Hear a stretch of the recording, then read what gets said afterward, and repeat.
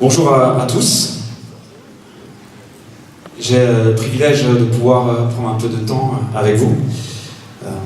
Je dis un peu de temps parce que mon temps est diminué ce matin par rapport à ce que j'ai prévu. Je vais le couper en deux, donc il y aura moins de blagues. Ce sera un peu plus âpre, désolé, on va aller droit au but. Voilà, j'avais prévu un PowerPoint que je ne vais pas utiliser parce que j'ai changé un peu les choses. On va juste mettre une slide, voilà. J'espère qu'elle vous plaît parce qu'elle va rester tout au long.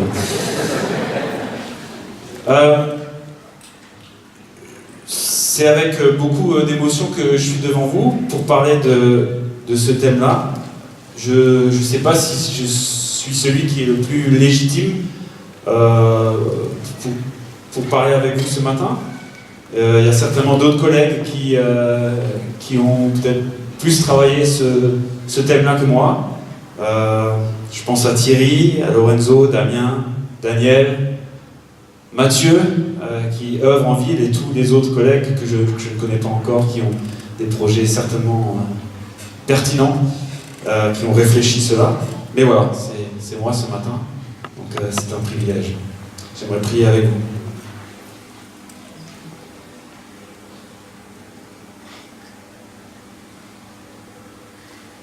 Nous te demandons, Seigneur, l'assistance de ton Esprit Saint, afin que ce matin nous puissions entendre ton cœur pour la ville, que nous puissions avoir une passion pour elle, une envie de la servir, une envie de la connaître, une envie de nous adapter, une envie de développer des projets pertinents pour elle, pour ses habitants, celles et ceux qui ne te connaissent pas. Père, nous te prions pour nos villes et pour les futures implantations. Donne-nous d'être à l'écoute de ta voix. Donne-nous d'être créatifs. Dans le nom de Jésus-Christ, nous te prions. Amen. On veut ce matin réfléchir ensemble à la ville et plus particulièrement à la pertinence culturelle de l'Église pour la ville. Et lorsqu'on évoque la ville, certains font preuve d'indifférence, de peur, voire même d'hostilité. D'autres vont avoir un regard plutôt romantique. J'aimerais ce matin que l'on réfléchisse ensemble à la ville, à sa place dans le cœur de Dieu, pour pouvoir après cela tirer quelques applications. Je ne vais pas chercher à réinventer la roue ou à faire moins bien que ceux qui ont eu une réflexion poussée à ce sujet.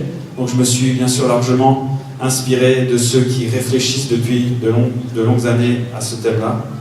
Et particulièrement pour moi, à Tim Keller, donc ceux qui ont lu, étudié, il y aura sans doute plein de choses que vous connaissez, des redites, mais parfois c'est bon de les réentendre. Pour commencer, j'aimerais m'arrêter sur quelques textes bibliques, en guise d'introduction. Dans le livre de Jérémie, nous en avons entendu parler dans ce sketch. Nous retrouvons au chapitre 29 une lettre que le prophète envoie aux exilés à Babylone. Et à partir de verset 4, nous pouvons lire ceci. « Voici ce que l'Éternel dit, le Maître de l'univers, le Dieu d'Israël, à tous les exilés que j'ai emmenés de Jérusalem à Babylone. Construisez des maisons et habitez-les, plantez des jardins et mangez-en les fruits. Mariez-vous et ayez des fils et des filles. Donnez des femmes en mariage à vos fils et des maris à vos filles, pour qu'elles mettent au monde des fils et des filles. Augmentez en nombre là où vous êtes et ne diminuez pas. Recherchez le bien-être de la ville où je vous ai exilés et intercédez auprès de l'Éternel en sa faveur, parce que votre propre bien-être est lié au sien. » Ces déportés sont arrachés de la terre de leurs ancêtres éloignés du temple et donc pour eux de la présence de Dieu, placés à Babylone, capitale de la nation idolâtre qui les a asservis. On peut imaginer l'état d'esprit dans lequel sont ces exilés. Il y a sans doute de la peur, il y a sans doute de la colère, de l'abattement, du dégoût face à cette ville, à ses habitants, face à son idolâtrie présent dans les murs de la ville. Et voilà que le prophète Jérémie a une approche positive. Dieu les appelle à vivre pleinement leur vie dans la ville, en construisant des maisons, en plantant des jardins, en visant la croissance. Plus que cela, ils sont invités à rechercher le bien-être de cette ville et à intercéder en sa faveur. En attendant sa libération, le peuple doit chercher le bien de cette ville.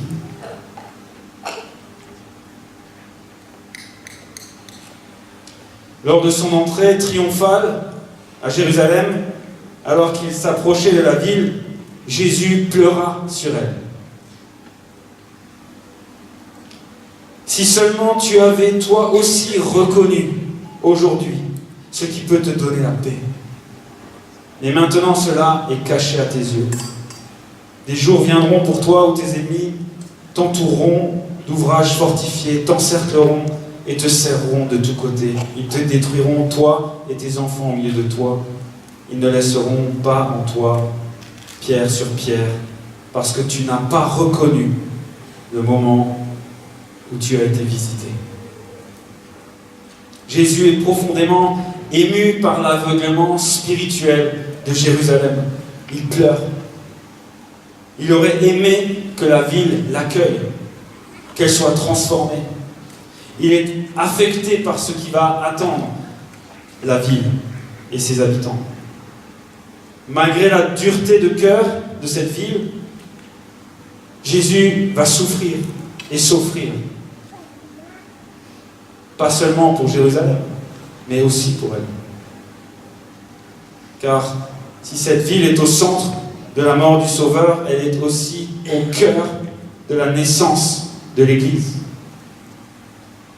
L'arrivée du Saint-Esprit, la prédication de la parole accompagnée de signes miraculeux, la vie communautaire permet un accueil favorable de tous les observateurs qui seront là à Jérusalem. Et vous connaissez ce texte en Actes.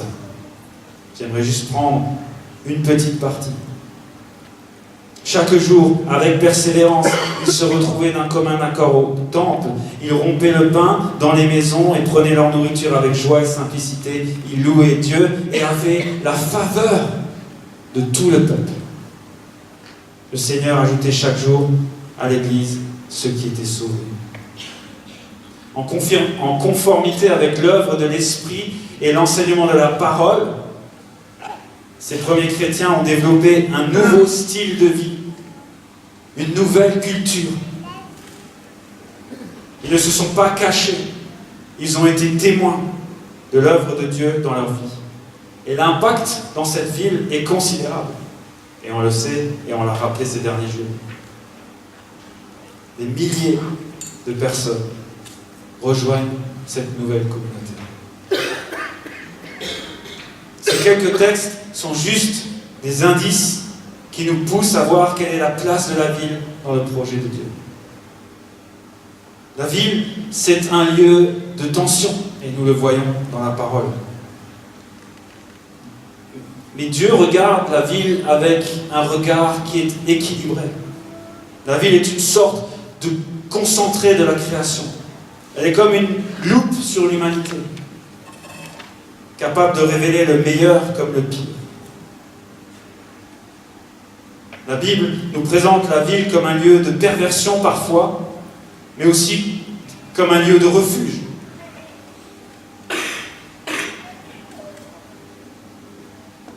Dans l'Ancien Testament, la première apparition du mot « ville » se trouve en Genèse 4, au verset 17. Après avoir tué son frère, Caïn s'installe à l'est de l'Éden, et il construit alors la ville d'Enoch. Et dans cette ville apparaît la musique, mais aussi la fabrication d'outils. La création, la productivité humaine débute. La ville rassemble des hommes, des femmes, et cela encourage la vie, la production.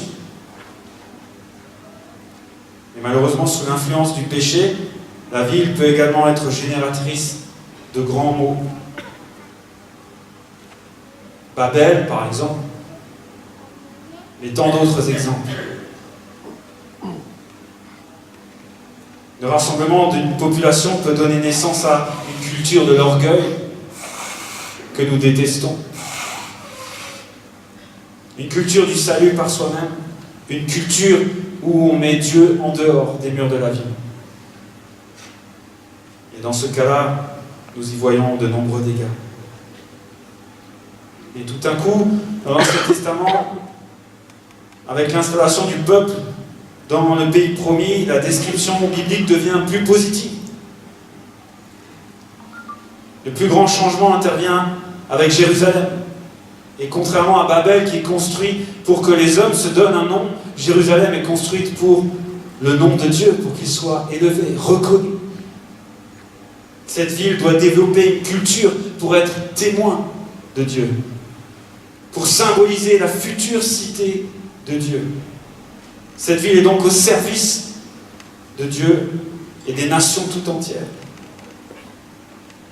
Le prophète Ésaïe ne va pas opposer ville et campagne. Le prophète Ésaïe va opposer une ville à une autre. Babylone, qui représente une ville structurée sans Dieu, qui crée sa propre gloire, la gloire de l'homme, et Jérusalem, la cité de Dieu, basée sur la gloire divine. Le livre de Jonas nous montre le cœur de Dieu qui n'a pas souhaité détruire une ville. Au contraire, il plaide pour le salut de cette ville où tant de gens se perdent. Dieu a de la compassion pour les endroits où des hommes et des femmes vivent sa création. Il veut sauver. Et nos villes sont pleines de ces personnes-là. Nous avons parlé déjà des exilés à Babylone. Dieu appelle son peuple à être le meilleur possible, à rechercher le bien de la ville. Et il y a un lien étroit entre le destin du peuple de Dieu et l'efficacité de son ministère dans la vie.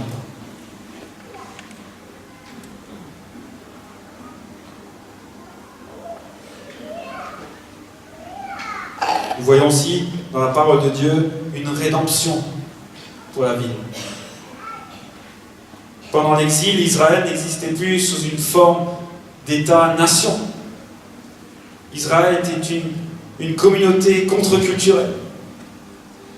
Et cela ressemble à ce qu'est l'Église du Nouveau Testament. Des résidents étrangers dispersés. L'Église est la Jérusalem céleste vivant dans les villes terrestres. Les exilés devraient aimer leur ville, travailler et prier pour elle, sans embrasser la culture, ni perdre leur identité. L'Église a cet appel-là au sein de nos villes. Elle est appelée à briller, même s'il y a un risque d'être persécutée. Si l'Église est appelée à se multiplier par une croissance naturelle, familiale, elle est surtout appelée à grandir par l'évangélisation, le témoignage. Elle est aussi invitée à adopter la culture environnante, là où le peuple juif devait garder sa culture et ses lois. Il est important, bien sûr, de veiller à l'idolâtrie, à tout ce qui serait opposé à Dieu dans la culture. Mais l'adaptation culturelle ne peut pas être une option dans nos vies d'église, stratégies d'église. Et le modèle que Dieu nous donne, c'est l'incarnation. Christ a rejoint à un temps T dans une culture bien précise le monde. Et il s'est adapté complètement. Il s'est adapté à la forme humaine, il s'est adapté à notre langage, il s'est adapté à notre façon de faire les choses. L'apôtre Paul est également un exemple pour nous. Paul, le juif par excellence, a été envoyé vers les non-juifs. Culturellement, il n'était pas préparé, il n'était pas formaté pour aller vers les non-juifs. Et pourtant, il s'est adapté, il s'est incarné, il s'est fait tout à tous.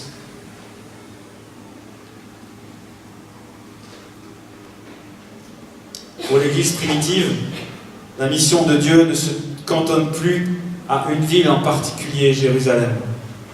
Toutes les villes sont maintenant des cibles pour faire de toutes les nations des disciples. Athènes, Corinthe, Éphèse, Rome sont autant de villes importantes dans le monde gréco-romain.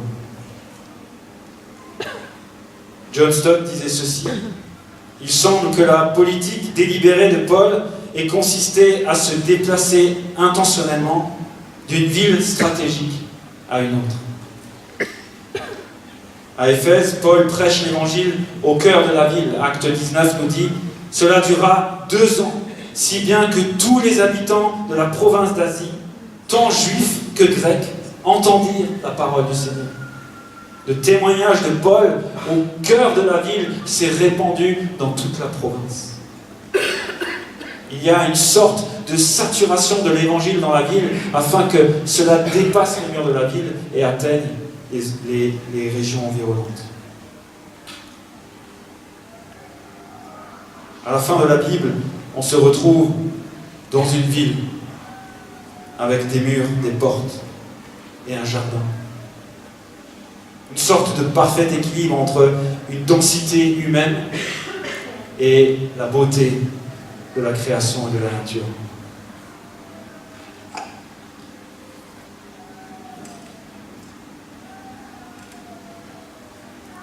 Les chrétiens du 1er siècle ont travaillé dans les grandes villes parce qu'elles étaient des carrefours, des lieux multiethniques, propices au développement de l'Évangile et donc à la croissance de l'Église.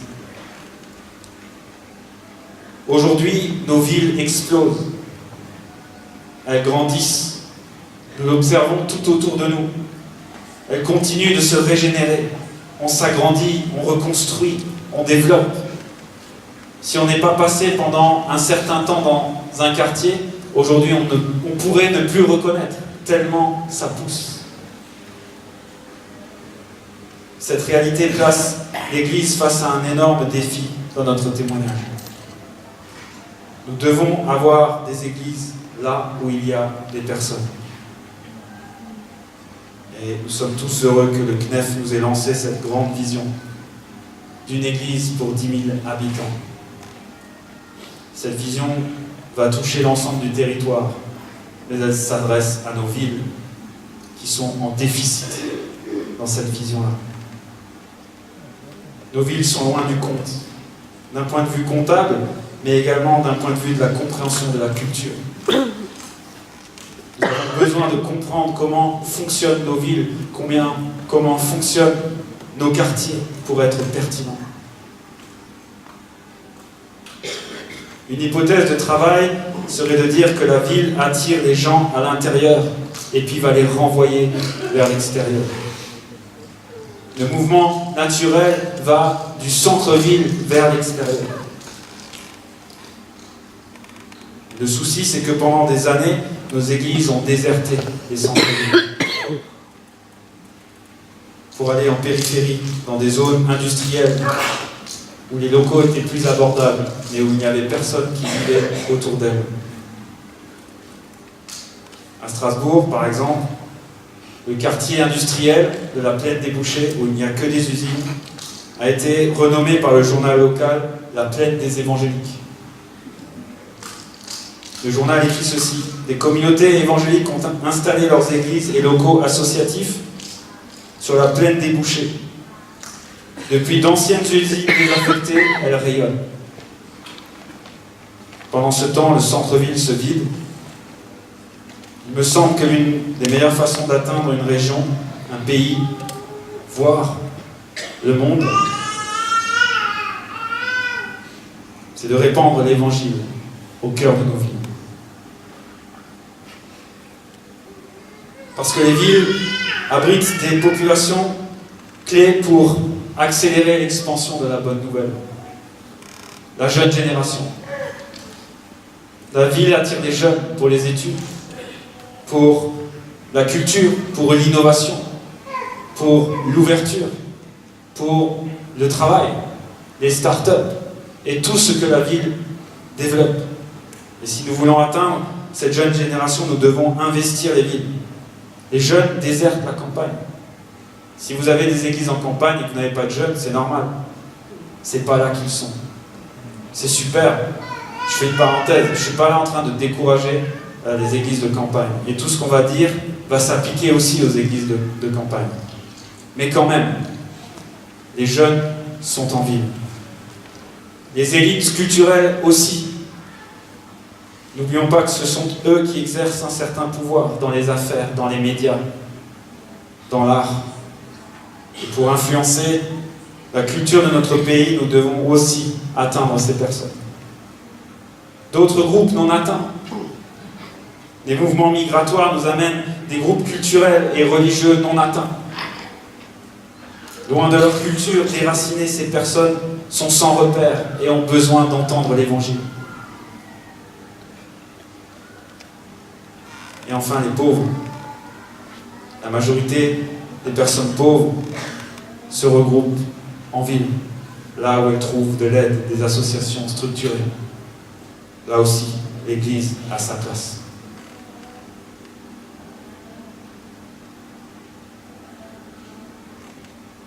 Dieu n'a pas déserté la ville. Au contraire. Dieu a un cœur pour la ville. La ville, à mon sens, devrait être au cœur de notre mission. Et cela ne veut pas dire, encore une fois, que nous devons tous aller en ville. Mais en ville, les gens s'implantent plus vite que les églises. Un autre critère important, c'est que l'Évangile peut changer la culture à partir de la ville. J'aimerais vous proposer 6 caractéristiques d'une église au service de la ville. Première caractéristique, elle respecte les sensibilités urbaines.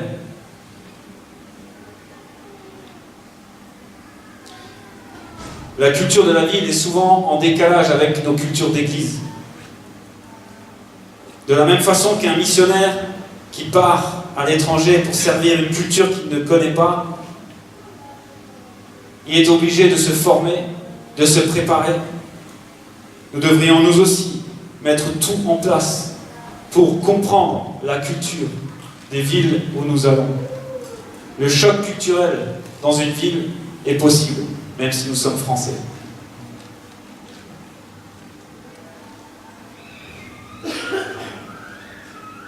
L'Église devrait faire preuve d'une sensibilité aux différentes cultures. La culture urbaine est complexe, dans le sens où elle regroupe plusieurs groupes, une culture variée. Nous devons être ceux qui sont en mesure de comprendre ces cultures. Le ministère de l'Église ne pourra, à mon sens, pas être neutre. L'Église urbaine devra peut-être faire des choix dans ses valeurs pour atteindre un certain groupe culturel.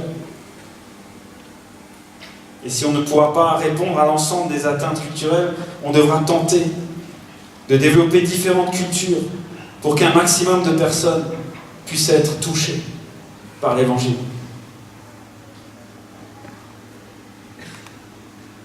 Par exemple,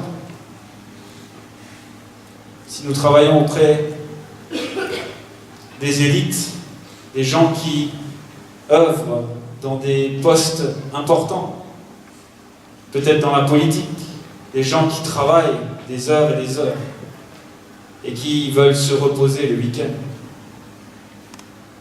Serions-nous prêts à comprendre leur style de vie, à nous y adapter et à ne pas faire un culte le dimanche?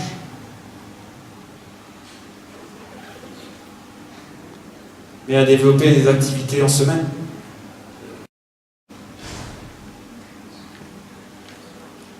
L'Église en ville devrait s'engager au service de cette dernière. Différents types de populations vivent à proximité sans se croiser. Nous avons donc besoin de comprendre comment la ville fonctionne pour nous y adapter et répondre à ses besoins. Comment pouvons-nous être le prochain de ceux qui habitent en ville? Est-ce que nous connaissons notre prochain?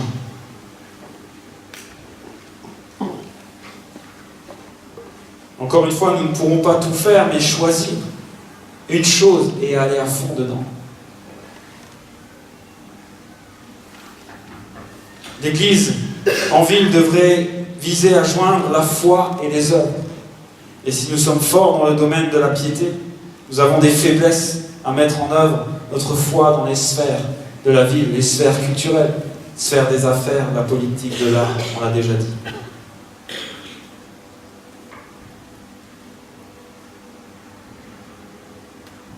Est-ce que nous encourageons nos frères et sœurs à œuvrer dans leur réseau? Est-ce que nous les formons à chercher à transformer leur réseau? Ou est-ce que nous les bombardons d'activités internes à l'Église jusqu'à ce qu'il n'ait plus d'énergie pour travailler dans leur réseau? C'est des questions qu'on se pose, tous.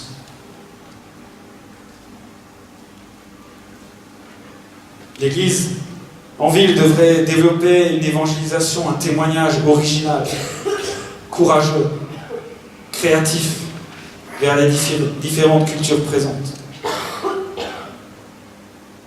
L'Église devrait avoir une prédication qui attire et remet en question les citadins. En ville, on va trouver plus facilement une mixité dans nos assemblées. Nous devrions avoir des gens de passage, parce que la ville grouille de personnes. Le défi sera d'avoir une prédication qui édifie les croyants, mais qui intéresse et évangélise les non-croyants. C'est possible. Il faut réfléchir cela. Comment, en une prédication, j'encourage mes frères et sœurs qui sont ancrés dans la foi, et comment je présente l'Évangile dans son ensemble à ceux qui me rejoignent là pour la première fois. Est-ce que nous sommes prêts à tourner nos célébrations, nos cultes, vers ceux qui nous rejoignent pour la première fois? Est-ce que nous sommes prêts à faire des efforts pour entendre la même rengaine dimanche après dimanche lors de l'accueil des personnes? Peut-être pour expliquer qui nous sommes, ce que nous faisons. Est-ce que nous sommes prêts à quitter nos présidences théologiques où nous faisons des messages avant le message pour nous adresser à ceux qui sont parmi nous, les accueillir, leur expliquer qui nous sommes, ce que nous allons faire, avec des mots choisis, réfléchis, dimanche après dimanche, parce qu'il y aura là, au milieu de nous, des personnes qui seront là pour la première fois et qui tout d'un coup vont comprendre ce qu'on va faire et n'auront plus peur. Lorsque viendra le moment de la Sainte Seine, ils auront été avertis que c'est un moment qui n'est pas forcément pour eux, mais que c'est un moment important dans la vie du chrétien. Ils vont pouvoir écouter, tendre l'oreille, plutôt que de se dire « l'agneau immolé, j'ai rien compris ».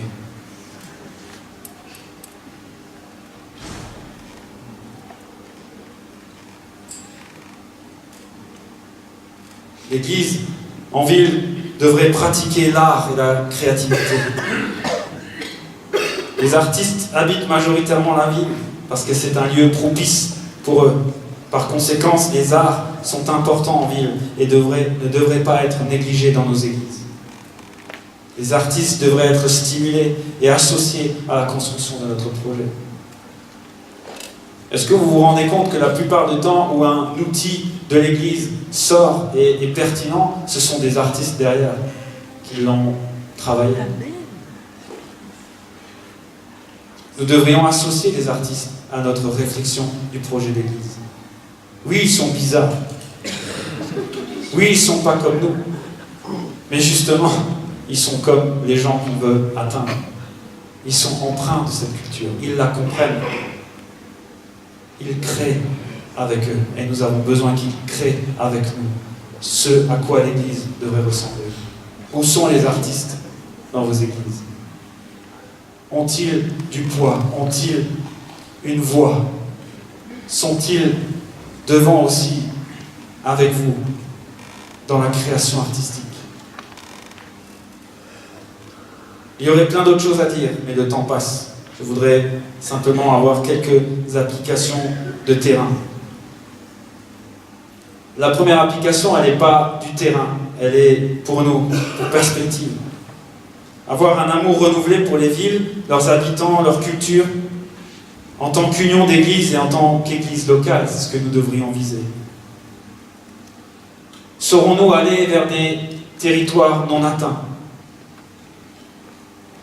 En tant qu'église de campagne, peut-être on ne se sent pas interpellé. Et il me semble que nous devrions être prêts à investir dans des implantations urbaines. Soutenir des implanteurs. Rejoindre un projet. Prier pour lui. Prendre des nouvelles d'un implanteur. Le soutenir. Être à son écoute. Lui donner de l'argent peut-être. Est-ce que nous pouvons intégrer à nos visions d'église de campagne une vision pour la ville, un cœur pour celles et ceux qui œuvrent au cœur de cette ville, là où ça fourmille, là où tant de jeunes, de populations non atteintes sont? En tant qu'église urbaine, est-ce que nous avons une vision d'implanter des nouvelles églises dans des quartiers sans présence évangélique de notre ville? Ou est-ce que nous pensons qu'une seule église dans notre ville, c'est déjà bien? J'aimerais vous encourager et vous dire que l'implantation d'églises en ville ou le développement d'églises en ville est le lieu propice pour vivre le réseau. Daniel, je crois que ça fait des années que tu parles du réseau. Je ne sais pas si les gens t'ont entendu ou pas, mais moi, tu m'as... Ouais, moi, je t'ai entendu. Et je te remercie, Daniel,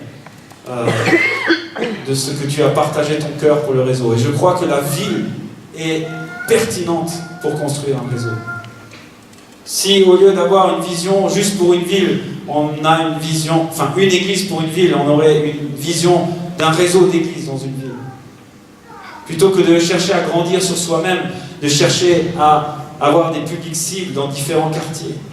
On sait très bien que si on implante une église au cœur de la ville, dans le centre-ville, nous n'arriverons pas à ramener les gens de la cité.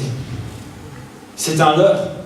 Et pourquoi nous n'aurions pas cette vision de dire « je vais implanter là, dans différents quartiers où il n'y a pas de présence évangélique ». Il y a cette idée de la saturation de l'évangile.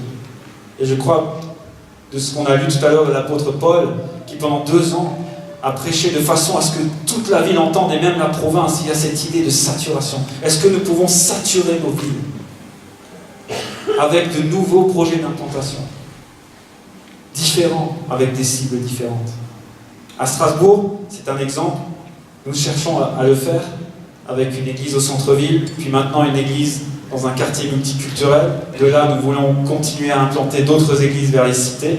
Donc c'est un tremplin pour cela. Et bientôt, une implantation d'églises dans un quartier autour des institutions européennes, auprès des gens qui, appelons-les des élites, c'est pas forcément le meilleur mot, mais on se comprend. Et avoir comme ça différents types de projets qui vont pouvoir former, lancer et implanter de nouveaux projets.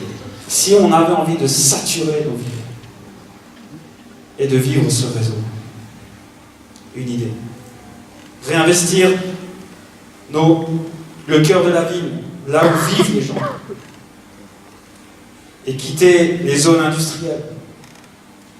Qu'est-ce qui est le plus important pour nous? Avoir une église belle, installée, avec des locaux agréables, où le dimanche matin, on peut rentrer chaque fois et dire « Ah, on est bien !» Ou être au cœur des quartiers, peut-être dans un local pas aussi grand qu'on souhaiterait. Mais si on a la vision de disperser nos efforts et de s'implanter dans différents quartiers, on peut avoir des églises plus petites, mais qui vont atteindre des populations précises. et ne pas forcément chercher à grandir pour nous-mêmes. Parfois, les chiffres des nouvelles églises qui se construisent me font juste flipper. Et si nous avons un projet d'église à 700 000 euros, j'espère qu'il y aura dans ces lieux-là une porte ouverte pour que la ville, les habitants puissent entrer dans nos locaux, les utiliser pour une salle de concert, de conférence, pour un restaurant scolaire, je ne sais pas, peu importe. Mais que ce que nous allons investir là n'est pas pour nous, mais pour ceux qui sont dehors. Et nous pourrons éventuellement utiliser ces lieux pour 3 heures le dimanche. Nous devrions chercher à ne pas créer une culture évangélique, mais à étudier, comprendre, aimer la culture de ceux qui nous entourent. Nous faire tout à tous. Utiliser la culture de la ville pour le progrès de l'évangile. Est-ce que nous serions prêts, par exemple, à cibler une population présente?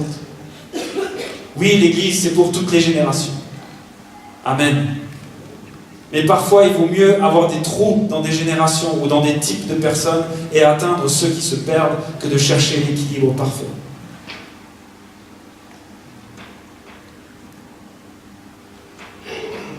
Je vous conseille, vous avez déjà dû l'entendre 36 000 fois, le PDI qui est très pertinent pour l'étude exégétique d'un quartier. Nous avons pu le faire à Strasbourg. Je suis strasbourgeois de naissance. Et lorsque j'ai commencé l'implantation d'église, je me suis dit, je connais très bien ma ville, mais je vais quand même faire cette étude-là. Mais je me suis rendu compte que je ne connaissais pas ma ville. Tout d'un coup, j'ai redécouvert le quartier où nous avons implanté l'église. J'ai découvert des choses que je n'avais jamais vues. Je me suis intéressé aux habitants de la ville. J'ai essayé de comprendre qu'est-ce qu'ils aimaient et qu'est-ce qu'ils aimeraient. Et pour toute église de campagne ou de ville, vous devriez faire cela. Ne pas faire l'économie d'une étude exégétique de votre quartier. Qui sont les gens qui vous entourent? Comment ils voient le monde? Qu'est-ce qu'ils attendraient? Cela peut changer nos motivations et notre façon de penser.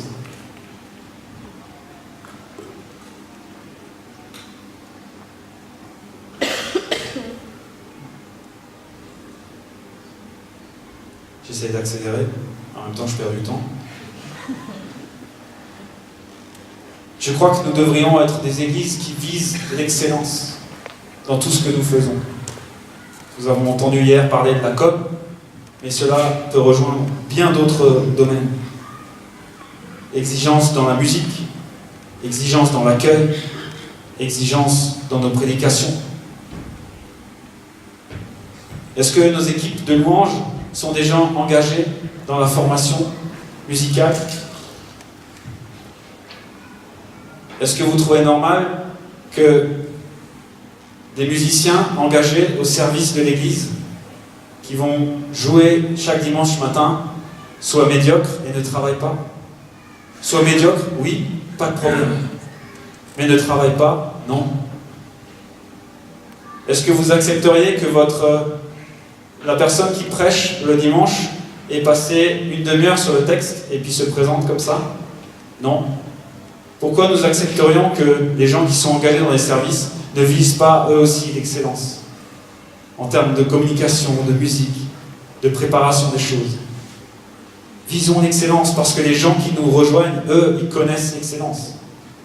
Quand ils vont voir une vidéo, elle est travaillée, il n'y a pas de problème, elle sera de qualité. Quand ils écoutent de la musique, c'est travaillé, il n'y a pas de problème. Et puis tout d'un coup, ils entrent dans une culture d'église évangélique et ils découvrent parfois un autre monde qu'ils ne connaissent pas. Et il leur faut une adaptation s'ils restent parmi nous. Je crois que nous devons exiger de nos églises l'excellence.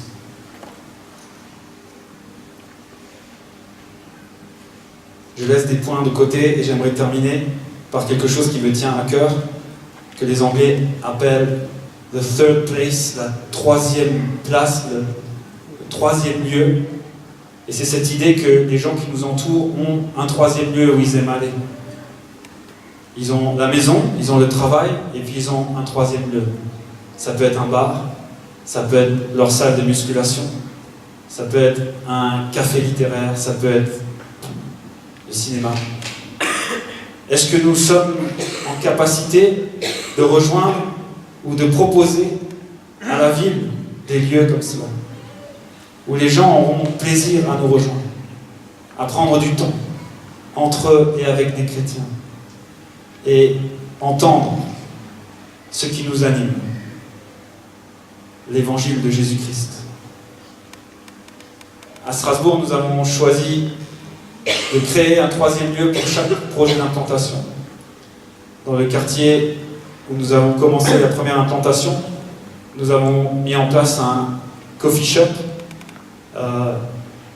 une porte ouverte où les gens peuvent venir s'ils aiment le café et la bonne pâtisserie. Et les gens viennent, et beaucoup de gens viennent sans qu'on puisse avoir un contact avec eux, mais ceux qui sont intéressés de savoir qui nous sommes, ils ont bien sûr un contact avec nous. Ils aiment venir, et ils reviennent. Certains reviennent parce qu'ils commencent à nous aimer et à nous apprécier. Et certains, et là je vous vends du rêve, mais il y a aussi des difficultés, mais certains sont venus, sont passés par un atelier, sont venus à des brunchs bibliques, sont venus à l'église, et on les a baptisés. Est-ce que nous pouvons créer des espaces rattachés à la culture du quartier pour accueillir des personnes que nous ne rencontrions jamais à l'église? Dans le quartier de la Gare, où nous implantons une 2e église, nous allons ouvrir un centre communautaire où nous voulons aider les populations en difficulté. Et puis, nous apprêtons à commencer une 3e implantation dans le quartier dans le quartier des élites. Et nous espérons pouvoir ouvrir un club de jazz où des gens viendront boire un verre de vin et écouter du jazz. Créer des espaces, être créatif, imaginatif, rejoindre là où les gens sont et ne pas attendre qu'ils viennent directement pousser la porte de l'église. Il y aurait tant de choses à dire, mais je nous encourage à rejoindre la culture de ceux qui nous entourent, à être créatifs. Et il ne suffit pas juste de les aimer, il faut les rejoindre. Si on les aime, on les rejoint. J'aimerais terminer par la prière.